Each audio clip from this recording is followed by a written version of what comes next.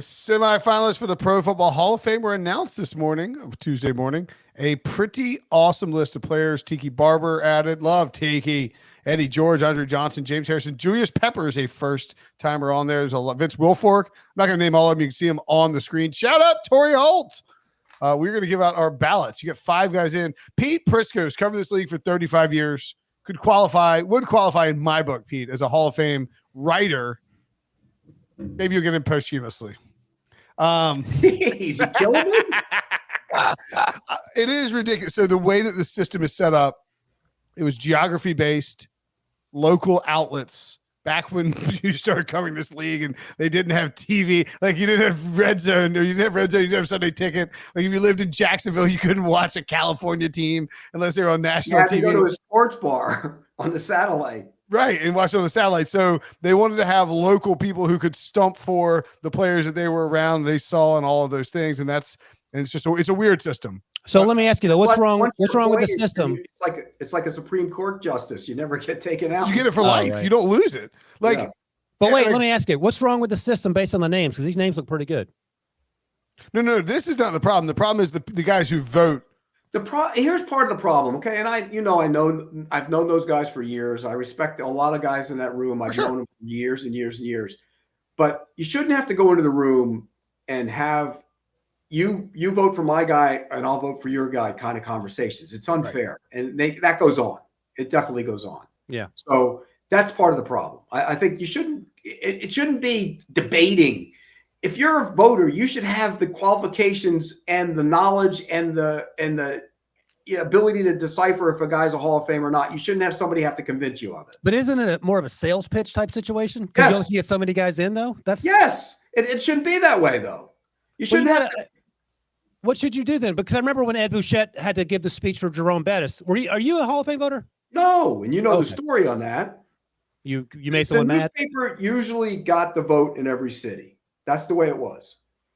And when the Jaguars came into the league, it was assumed the newspaper would get the vote. Right. Well, they got mad at me for something I wrote. So they gave it to the TV guy. And then you can't take him out once he's in. They wanted to go back and do it. You wanted to take him out. Yeah. So, look, I'll be honest. Being on the outside of it is much better for me. It helped guys. I helped Baselli, and I was able to really push to get him in. You got thanked. You helped him so much. You got thanked. He thanked you. Yeah. And they cut to you wearing your Oakleys in the crowd at his induction. And now my attention turns to Fred Taylor, which I've been helping him for a couple of years now as well. And Fred Taylor should be in the Hall of Fame. He's one of those guys on that list. If you're asking me who's in my class, he's one of them. By the way, it cracks me the hell up to think about these Hall of Fame voters like walking around like it's like Super Bowl week, and you like turn the corner and you see Pete coming your way, and you're like, God dang it. I'm about to get going in the opposite direction. I'll be honest with you. They knew it was coming. Whether I got them at training camp or on the sideline somewhere, they started going in the opposite direction. Which Hall of Fame voter on Super Bowl week wants to see you the least? Which one definitely doesn't want to have to deal with Pete Prisco with Hall of Fame conversation? All of them, because Prisco pins him in a corner and says, "You put Taylor in or else." Peter King, leave one eye open. Probably a lot of them. Pete badgered these guys about Baselli. Fred Taylor, I've gotten a lot of feedback from guys saying that they're leaning and that they're going to put him in large part because players that they know and respect have come to them and said, "You need to put him in." Yeah, because he should be in solely for what he did to the Steelers. Unlike the media that really didn't pay attention to him back in the day, because it was Jacksonville, it's a small market. They didn't know who he was. A lot of people didn't know who he was or watched him that closely. Every player, like I've had Ray Lewis. We had Ray Lewis in here working with us, and Ray said, he's great. He should be in. Derek Brooks, the Tampa people say Derek Brooks pounds on him all the time. You got to put him in. The players all know how great he was. So he deserves to go in, and he will get in. I think this is a chance for him. Once he gets in a room, he'll get in. How do you fix the voting system? Like, what's the easy solution? I don't know what the solution would be. I don't think you should be browbeaten by somebody beating into somebody to cause them to vote for you. Right. There shouldn't be. Like, here's an example. If the Pittsburgh Steelers have an offensive lineman up and the Cincinnati Bengals have an offensive lineman up, the Pittsburgh Steelers voter isn't going to vote for the Cincinnati Bengals offensive line because he's trying to get his own guy in. That's not fair. That's not the way. Something about journalism. And back in the day, there used to be an Eastern New York City had 2 votes for each team, and there was like at-large guys. They were all in the New York area, so you had that whole area. Uh-oh. Pete got a little frozen there. While he recorrects and somebody take a picture of this screen grab that quickly. There we go. He's Yeah, back. you're back. That was It's a bad process. All right, He so got Pete, so heated that he broke his own internet connection. you only get 5 modern era players on per ballot. Like that's it. Well, I guess you can only put 5 on the ballot, right? Because only 5 can get in. What would your ideal Hall of Fame class from these semifinalists look like? Obviously Fred Taylor is one. Fred Taylor, Antonio Gates. Antonio Gates is a first ballot slam dunk Hall of Famer in my opinion. Yeah, Julius Peppers. Julius Peppers the same. I agree. Yep. Those 3 for me are for sure. And then I have a hard time. Put the list up again, and if you can. And I think one of the things they need to do, and I'm biased here because I really want Torrey Holt to get in. I think he should be in. I think he's a lot like Fred Taylor in terms of the stats. And how he's perceived, but they really need to do something about this logjam at wide receiver. Like it's getting backed up and guys are retired. You have Andre Johnson in as a first-time guy. Like to me, do you think who was the best of that group? That's the question. Torrey Holt, in my mind, was the best of that group. Torrey Holt's the best of that group in my mind as well. So I would put that group. I put Torrey Holt in. Fred's the running back. Torrey Holt the wide receiver. Gates is in.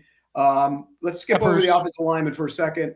The DBs, I don't know for me right now. If I had to pick one, I'd pick Darren Woodson, but not right now. The linebackers, no. And then defensive end of this group, I'd probably put Peppers is in. So, you know what? What about Devin Hester? No, I'm not putting a return man in right now. Ew. That's why you shouldn't be a Hall of Fame voter. You don't respect special teams, Pete. Yeah, Pete. I'm not going to return in over a guy who played. I mean, you can make a case for 3 of these defensive linemen. If you're the best player of all time at what you did, is he the best position, returner of all time? Can you automatically say that? Who else is in the running? I mean, was Dante Hall was up there for a while, wasn't he? Not as long as Devin Hester. No, not as long. Lem Barney. Look, you don't need to put 10 returners in the Hall of Fame, but if you're the best returner, you should be in the Hall of Fame. Just like I don't think kickers should go in the Hall of Fame. They're dime a dozen. That's insulting, Pete. The Eagles don't win that game last week against your Bills if that kicker didn't smoke the 59-yarder. Yeah, well. I wouldn't mind. 9-yarders now. Are they better kickers now than they ever were? Yes, I think Breach would agree with that. Wouldn't you, Breach? Hey, oh, Breach, yeah, easy. Should Ray Guy be in the Hall of Fame? What's that? Should Ray Guy be in the Hall of Fame? No. He's got an award named after him, surprise. He's not even the best punter in Raiders history. That's right. That's Shane Leckler. Oh, Thank you. nice. But Ray Guy totally revamped the position. He modernized the position. So I do get why he was the best of his era. And that's what we talk about. Like, how do you compare eras? How do you compare Was he the best receivers? of the era? Because there was always – wasn't Gerald Wilson right there with him every year with the numbers? Also, A.J. Cole's the best punter in Raiders history. Let's be real here. But, okay, so let me go. I'll go through the list. Fred Taylor, yes, running back. Torrey Holt, my wide receiver. Antonio Gates, definitely. Peppers, definitely. And then it becomes, do you want to put one of the other defensive linemen in? Do you want to put Patrick Willis in as a linebacker? Do you want to put He didn't play long enough. Patrick Willis is a Hall of Famer, I think. He didn't play long enough, I don't think, to go in early. If Luke Kuechly gets in, Patrick Willis has to get in. Right. And Willie Anderson never gets the due he deserved for being one of the great all-time right tackles who ever played the game. And that's why he doesn't get the due he deserved, because he played right tackle.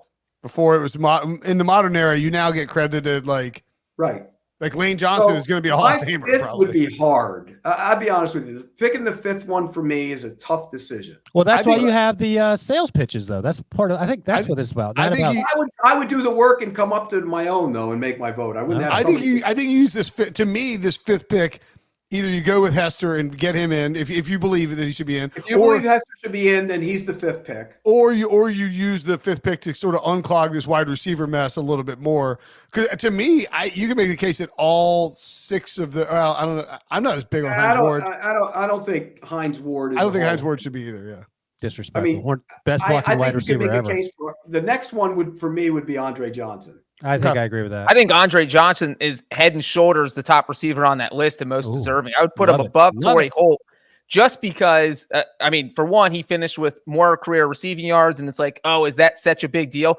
It is when you consider that Torrey Holt played in the greatest show on turf. Andre Johnson caught passes from David Carr, Matt Schaub, Ryan Fitzpatrick, Sage Rosenfels, Tony Banks, Dave Ragone, Matt Weiner, TJ Yates, and still managed to have more receiving yards than every guy on that list. He also didn't have anybody on the other side like Isaac Bruce, a Hall of Famer. Yeah, exactly. That's just more of an argument for him. So, I mean, what he did was nothing short of amazing. I think it's insulting that he's not in there. Matt Schaub led the league in passing yards one time. That is the rebuttal from the Torrey Holt faction.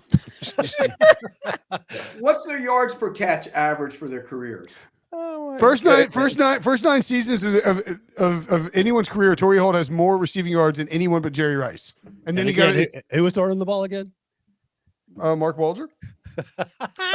a grocery bagger, a guy who's bagging groceries until he met Torrey Holt. It's 14.5 for Holt and 13.4 for Andre Johnson. All right, Wilson, do you have a ballot that you want to give us? Your 5? I was actually thinking Andre Johnson before Breach stood on the table and pounded it for him but I was going to succumb to the Torrey Holt talk. But I like Julius Peppers. I think the 5th guy might be a defensive lineman, like Dwight Freeney, Robert Mathis. Holy crap, Breach! Your ballot is terrible. Where's Breach's ballot? What? My ballot's terrible? You don't I know football and you don't. You don't include Antonio Gates or Julius Peppers? Like, they're the easiest first ballot Hall of Famers like in this group by far. First ballot Hall of Famer, I don't know. I would put them both next year. This year, Antonio Gates is the greatest tight end ever. Antonio Gates has a case for it, and he revolutionized the tight end position. You just said he's the greatest tight end ever, and he is not. He's not even in the top 3. He owes it all to me, too. Yeah, of course. What did you do? Remember that story? I told you that story. No, this is the one story I have. Remember back in the day when we have to cover college basketball for CBS? Remember you covered Kent State? Oh, yeah. You were covering it for March. You were covering March. He was playing for Kent State in the basketball tournament, and I went in the locker room after the game, and I said, Antonio, you need to either play tight end or defensive end in the NFL. You're not going to play in the NBA at 6'5". And he looked at me and he goes, I used to play football. And I go, well, you need to play football again. So I reminded him about that every single time I saw him. I go, so you didn't even know that he played football when you said that to him? I did. I knew. Oh, okay. I was at Michigan. He went to Michigan, I think. I played Madden at this first Super Bowl I attended with Antonio Gates. And I later had to call. I was supposed to do an interview with him, and somebody gave me a number to call to do the interview. It was like his house phone. And he answered. I was like, "Hey, Antonio, what's up?" I don't even remember. We played Madden at the Super Bowl. He's like, "Yeah, I've only done that once, dude. I definitely remember you." He's an awesome guy. I love those kind of old stories where you call a guy on his house. I remember I had to do something on Bob Hayes, and I called Bob Hayes, and he was living with his mom. His mom, hey, it's for you, Bob. Bullet Bob Hayes? Bullet Bob Hayes before he passed away. I know, it was like this. He picks up. He's like, "Hello." I was like, "Is Antonio there?" He's like, "Yeah, it's Antonio. What's up?" I was like, "Hey, how you doing, man?" Because usually you get the PR people these days. How much money did Antonio Gates make in his career? Because the way I see it, he still owes me about a 5%, 4% cut of that. I would say 10% based on the story you're telling. Yeah, and then $71 million. Wow.